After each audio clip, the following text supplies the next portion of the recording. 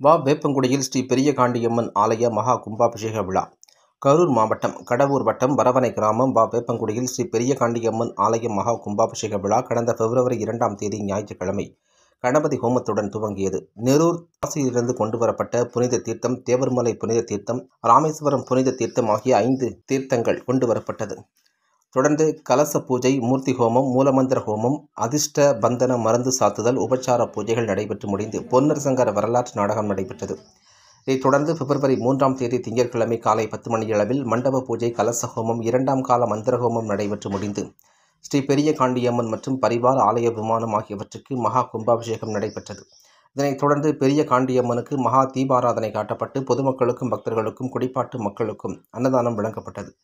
இந்நிகழ்ச்சியில் மாநில தகவல் ஆணையர் பேராசிரியர் முனைவர் செல்வராஜ், சென்னை பல்கலைக்கழக துறை தலைவர் பேராசிரியர் முனைவர் கதிரவன், வரவணை ஊராட்சி மன்ற முன்னாள் தலைவர் ஓய்வு பெற்ற தலைமை ஆசிரியர் கந்தசாமி, பசுமைக்குடி தன்னார்வ இயக்கத்தின் நிறுவன தலைவரும் அமெரிக்கா பாஸ்டன் கணினி தொழில்நுட்ப ஆலோசகருமான நரேந்திரன் கந்தசாமி உள்ளிட்ட ஏராளமான பொதுமக்கள் கலந்து கொண்டனர்.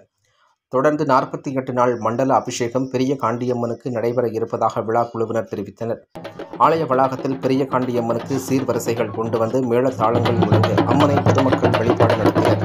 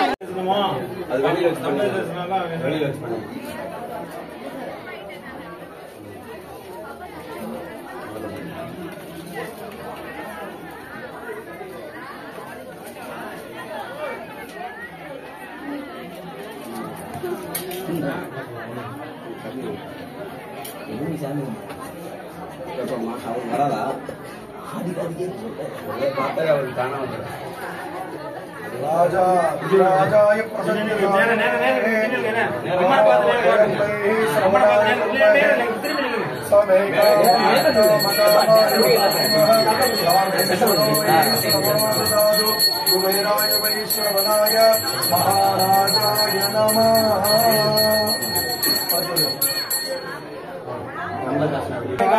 தட்சிணை வச்சு அவங்க கொடுத்துட வேண்டியோம். நீ வழிவிட சொல்லுங்க, நேரா பார்க்க சொன்னாங்க.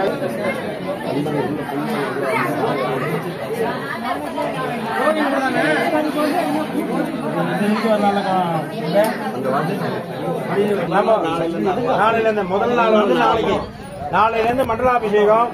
அதனால 48 நாளும் ஒவ்வொரு குடும்பமாக நீங்க வந்து பூஜை பண்ணலாம். ஒரு குடும்பம் இல்ல 2 குடும்பம் கூட பண்ணலாம், என்ன சௌரியமா. ஆனா வந்து 48 நாளைக்கு டெய்லி பூஜை பண்ணணும். யாருல இன்னைக்காவது ஒரு நாளைக்கு குடும்பங்கள் எதுவும் இல்லைன்னா ஊர் சார்பாக யாராவது ஒருத்தவங்க பூஜை பண்ணி ஆகணும். மொத்தம் 48 நாளும் விடாம என்ன பண்ணணும்னாக்கா அபிஷேகம் பண்ணணும். ஒரே நேரம் தான், ஒன்னு காலையிலனா காலையில இல்ல சாயங்காலம்னா சாயங்காலம். அது என்னன்ற ஒரே டைமா பிக்ஸ் பண்ணிக்கணும். அந்த நேரத்துல அம்பாளுக்கு அபிஷேகம் பண்ணி புது வஸ்திரம் சாத்தி மாலை சாத்தி ஏதாவது ஒரு நெய்வேத்தியம் பொங்கல் நெய்வேத்தியம் பண்ணி வரவங்களுக்கு அந்த பிரசாதமா கொடுக்கணும். ஒரே டைம்ல வச்சீங்கன்னா அவங்களுக்கும் தெரியும், அந்தந்த டைமுக்கு வந்து பூஜையில கலந்துட்டு போவாங்க. அதனால அதுக்கு என்ன வந்து அது என்ன முடிவு பண்ணி இந்த 48 நாளும் பண்ண வேண்டியது. 48 நாள் பூர்த்தி அன்னைக்கு இன்னைக்கு வந்து நம்ம வந்து விசேஷமாக நம்ம இந்த பூஜைகள் பண்ணிருக்கோம். அதே மாதிரி 48வது நாள் அன்னைக்கு அம்பாளுக்கு பூஜை பண்ணணும்னு சொல்லியிருக்கு. ஹோம வளர்த்து தான் பூஜை பண்ணணும். அன்னைக்கு கடைசியா முடிஞ்சதுன்னா இந்த இடத்துல சண்டி ஹோமம் பண்ணா ஊர் இன்னும் சிறப்பாக இருக்கும். அதனால வாய்ப்பு இருந்ததுன்னா அதுக்கு ஏற்பாடு பண்ணி ஒரு பெரிய ஹோமகுண்டம் பண்ணி அதுல வந்து நிறைய பழங்கள் தட்டு பழங்கள் எல்லாம் போட்டு ஹோமம் பண்ணி பக்ஷணங்கள்லாம் போட்டு ஹோமம் பண்ணி சண்டி ஹோமம் பண்ணி பூர்த்தி பண்ணலாம். அது என்னன்றதை நீங்க சேர்ந்து முடிவு பண்ணுங்க. ஒரே நேரமா பார்த்து 48 நாள் பூஜை பண்ணணும். அதுக்கப்புறமாக வெள்ளி செவ்வாய் அமாவாசை இந்த மாதிரி என்ன நாளோ முடிஞ்ச நாளுக்கு பூஜைகள் தொடர்ந்து பண்ற மாதிரி வச்சுங்க. நித்தியப்படி ஆனா விளக்கு ஏற்றணும். சாயங்காலமும் காலையிலயோ ஏதோ ஒரு வேளை நைவேத்தியம் பண்ணணும், கல்கண்டு நைவேத்தியம் பண்ணணும். பூட்டி வைக்க கூடாது. எல்லாரும் ஒரு நேரம் வெள்ளிக்கிழமைனா வெள்ளிக்கிழமை எல்லாரும் வந்து கூடி தரிசனம் பண்ணணும்ன்றத ஒரு விழாவா வச்சுங்க.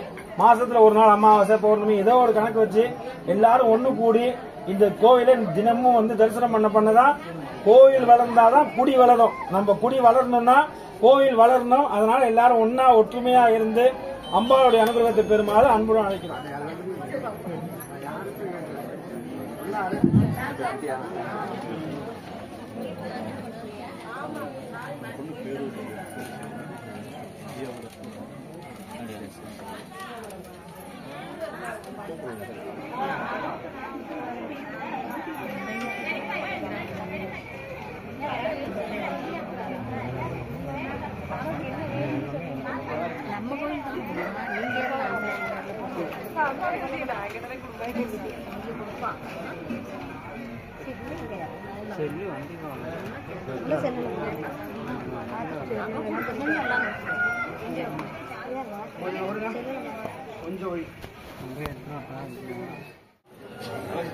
பரவாயில்ல விடுங்க நடக்கிற சவுண்டா அண்ணா அப்படியே பாருங்க, இங்க பாருங்கண்ணா.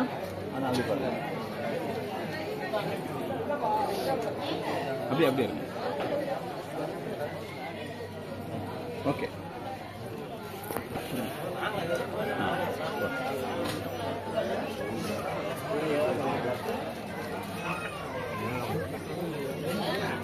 ஓம் சர்வமங்கல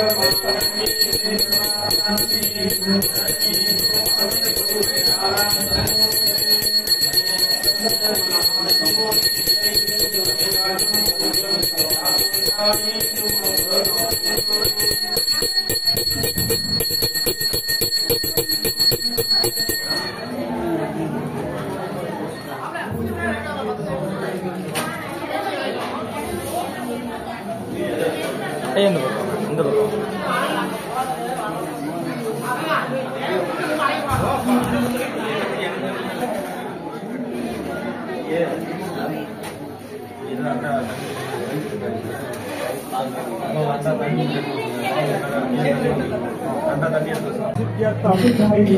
பெரிய காண்டியம் பரிபூர்ண அனுபவ சித்தியர்த்தம் பிரணவானந்த சத்குரு ஆசீர்வாத சித்தியா आप ही देवा नहीं कोई दूसरे